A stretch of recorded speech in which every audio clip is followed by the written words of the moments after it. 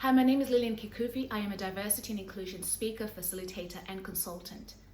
Today, I'd like to talk about International Women's Day and our role in advancing gender equality. On the 8th of March this year, people from around the world will be reflecting on the political, social, cultural, and economic achievements for women. At the same time, there'll be a very strong call to action to accelerate gender equality.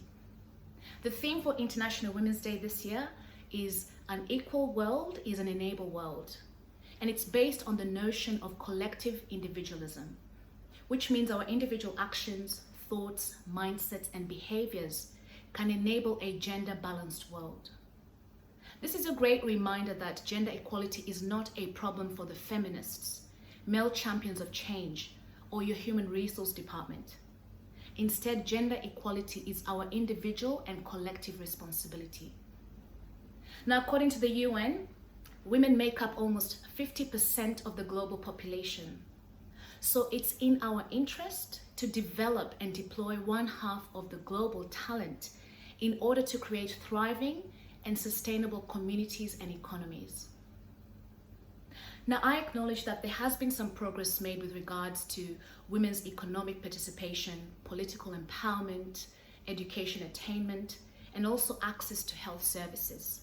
However, this progress has been extremely slow. Last year, I was invited to speak on a number of panels for International Women's Day. The thing that frustrates me the most is that there has been minimal change in the gender landscape here in Australia and also globally. Our societies are still having the same conversations about gender pay gaps, women being underrepresented in leadership positions, sexual discrimination, and gender-based violence. How long can we talk about the same issues? How long? Now, according to the World Economic Forum, this is not going to change anytime soon. In fact, they released a report this year on the global gender gap, and they stated that gender equality will not be attained for 99.5 years. I think that this is unacceptable. I believe that our individual and collective actions to challenge stereotypes and to fight against bias can fast track this process.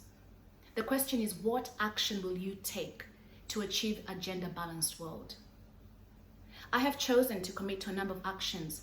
For example, in my business, I will continue to deliver African-inspired keynote presentations, workshops, and consulting services to individuals and organizations so that they can harness the gifts of diversity and inclusion.